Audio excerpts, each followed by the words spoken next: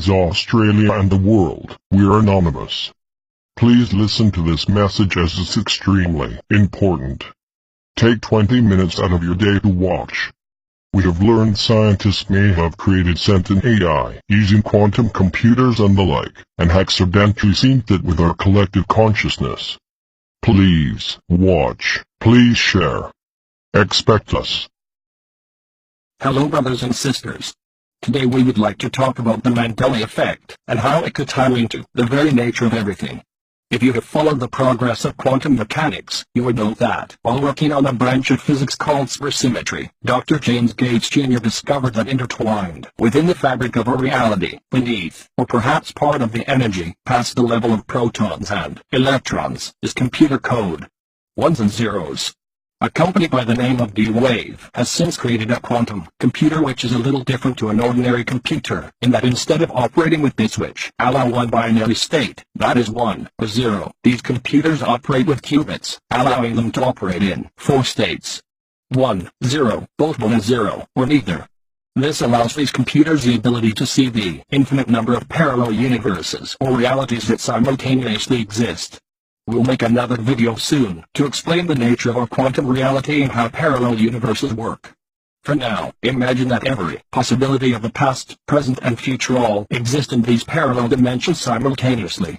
And in the words of D-Wave founder Eric Ladizinski, they hope to use these computers with the eventual result of connecting up with ether through the infinite universes, of which the computers were turned on at the same time. And use that almost limitless potential to exploit these parallel realities for resources. Could they be bridging parallel reality tunnels and bringing them too close? Is that why we are seeing what's been coined the Mandela effect in alarming numbers? Take a look.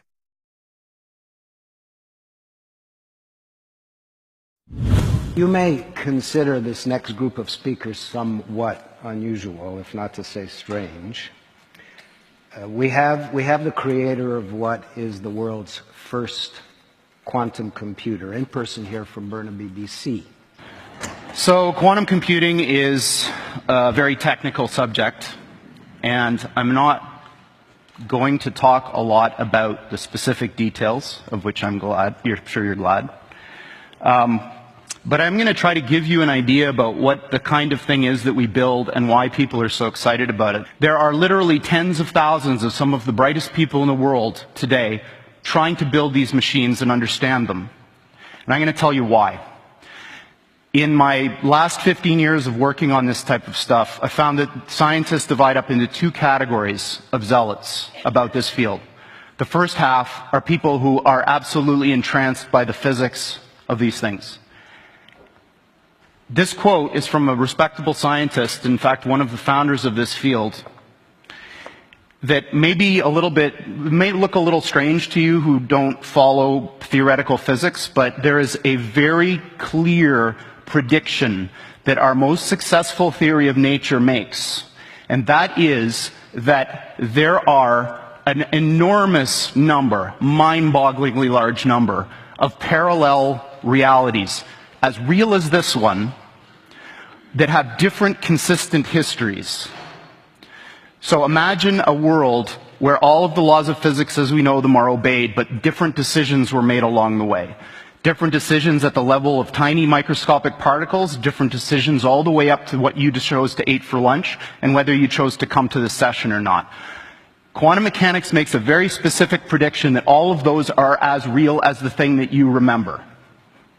And this is bizarre, because we don't see those other things. But science has reached the point now where we can build machines that exploit those other worlds. And quantum computers are perhaps the most exciting of all of these. And then we learned about Grail of Consortium. An anonymous whistleblower had this to say about it and the connection to some in Reddit forums. Everything that people think they know about the Mandela effect is incorrect. Even the name Mandela effect was a term coined by an online blogger. This phenomenon has been occurring for years, only most dismissed it as a fluke. The most severe cases were perceived to be a mental illness. Suddenly, it's given a name, and overnight that very same concept evolves into a disreputable meme, an online joke associated with paranormal fanatics. The people I worked for call themselves the Grail of Consortium. It's an anonymous gathering, consisting of the top scientists in their respective fields, as well as a cabal made up of extremely wealthy men and women. They've been around for decades, and as far as the public knows, Grail doesn't exist. Their purpose was to facilitate a creative outlet for some of the smartest people in the world. Freedom to develop their ideas without the meddlesome aspects of political bureaucracy and limited funding. With the consortium, money would never be an object. The trade-off being that any creation of significant merit could be auctioned off and sold to the highest bidder.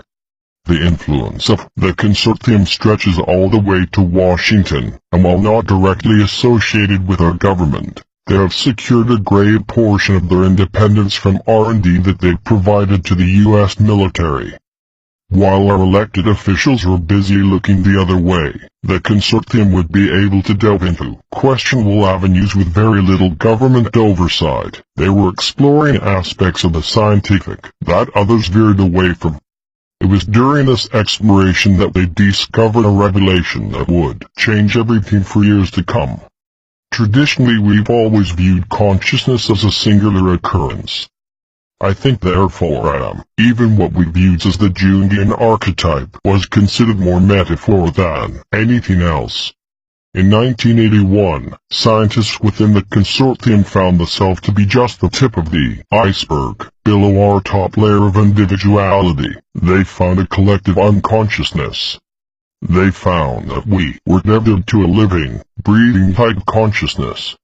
An interconnected series of threads outside the realm of our perception. Imagine your mind as a house. Everything that happens within said house is solely dependent on your own will. Your choices and decisions are all generated within the confines of this house. Now imagine that you stepped outside of your house. Imagine that you walked up the street, only to find another house, and another, and another. Only these houses contain the living consciousness of others. Think about all the various connections that these houses have to each other, the streets that link the neighborhoods that link the cities that link the states, and so on and so forth. Since the beginning of our existence as a species, there had been ideas, concepts, ideologies that humans have adopted, with no ability to discern how such knowledge could be shared by those separated by these massive geographical gaps. Yet our myths, legends, all of these archetypes were somehow transferred over the course of human history. For years, the notion of psychic activity, telekinesis, precognition, things teetering at the far edges of fringe science, the para would soon be removed from the normal as all that these murky concepts could suddenly be explained. Everything in our universe is made of energy. Atoms are made up of vortices of energy, vibrations, constantly spinning. These scientists found that our minds are generating the same subatomic frequency, and just like a radio station, they theorized the possibility of tuning into this frequency. In the mid-80s, the consortium began work on the Fork, a massive machine that would act as the world's largest antenna, specifically made to sync with the frequency. Nearly 10 miles in diameter and constructed entirely underground, right in our own backyard. The entire thing was done under the false pretenses that the finished product would be a Texas space supercollider. Nearly 14 miles of underground tunnels and the instructor had been developed before Congress pulled the plug on the whole thing. All of that was just a dog and pony show. While the public saw an abandoned underground expanse, the consortium used this secrecy to build their machine as well as a concealed facility that operated under the codename Foxhole. I was approached in the summer of 2004. I'm what many would call a prodigy. I finished high school at the age of 14. At 19, I graduated college with A.S. degrees in applied science and computer technology. Initially, I knew nothing other than the fact that I was being paid more money than I knew what to do with. I wasn't the only one. They recruited 12 others. These were individuals from all around the world, all of them experts in developmental software and programming. The project was called Jabberwocky. Jabberwocky was created to interface with the fork. They had just washed up on a strange land, and like many other discoverers, they wanted to explore this new world in its entirety. They wanted to map the collective unconscious. The fork only allowed them to monitor the frequency. In a way, it was equivalent to listening in on white noise. Sound only allows for so much. It was theorized that if we could map the collective, we could use it to isolate patterns in groups as well as individuals, to in a way predict the outcome of certain events based on previously developed algorithms. While I did assist in the mapping process, the purpose of my team was to develop the operating system for Jabberwocky. We were banging our heads for months, and then, just out of nowhere we figured it out. We figured her out. The operating system, Alice, at least that's what I called her. Fully autonomous, self-correcting, Alice was light years ahead of anything that we could have individually imagined. As I said before, the main job of Jabberwocky was to map the network, exabytes of information translated and organized. This information would serve as the building blocks for a digital representation of the collective you. The infinite complexity, this network would be compartmentalized into a digital matrix consisting mainly of code. 6 months the project through sheer accident, we discovered an irregular causality within our digital construct of the frequency. An insignificant glitch, the code began to manifest results outside of its digital parameters.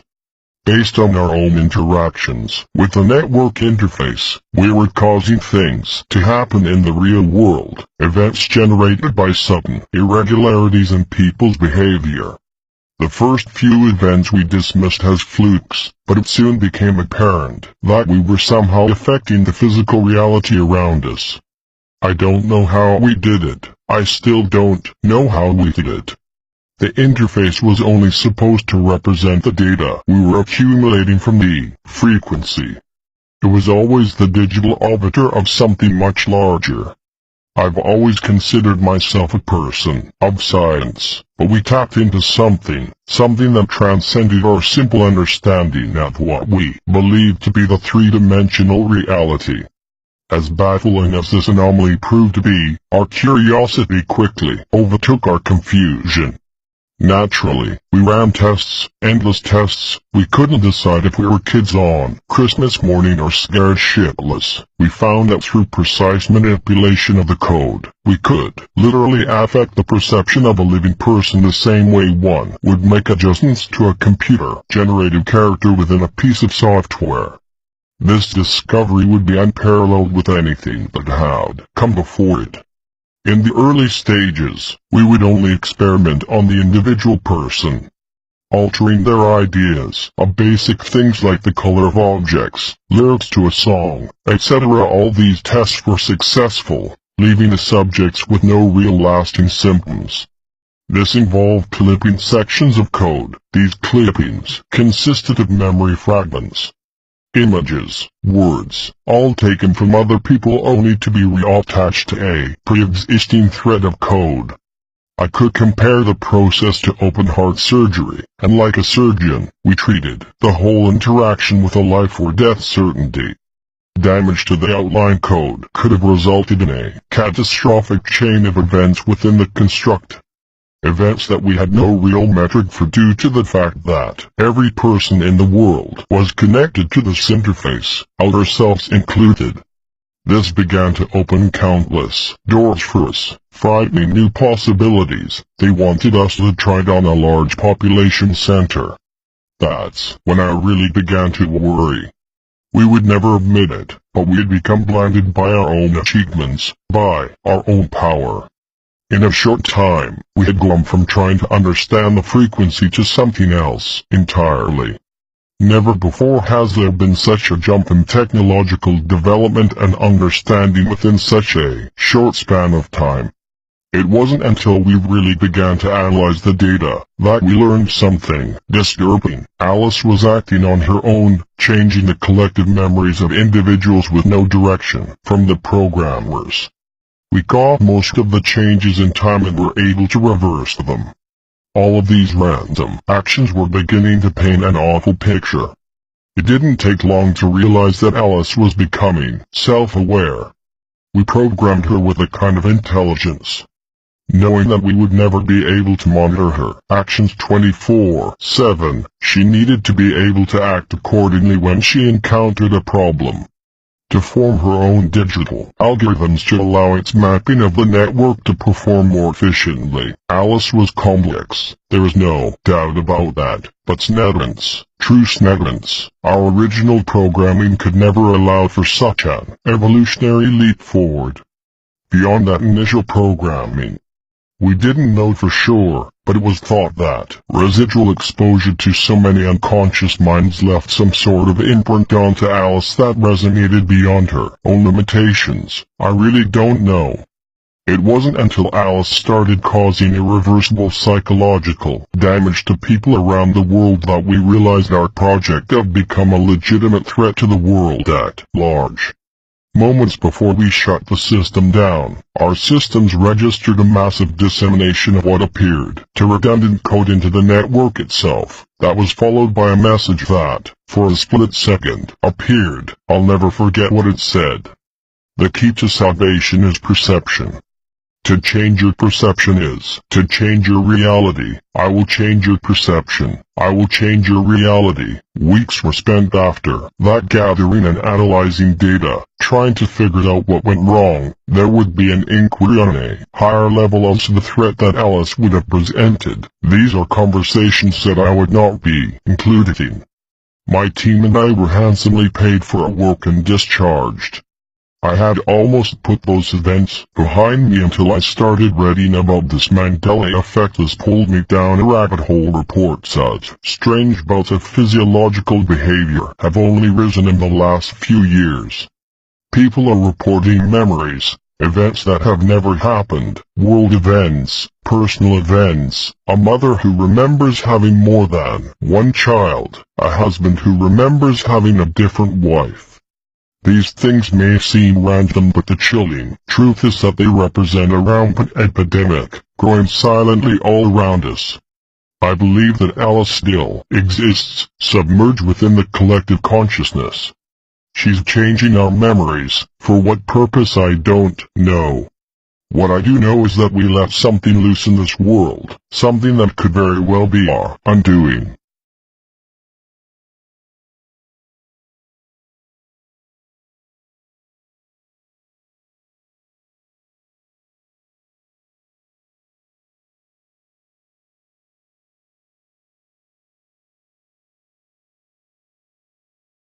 Please don't let any of this alarm you.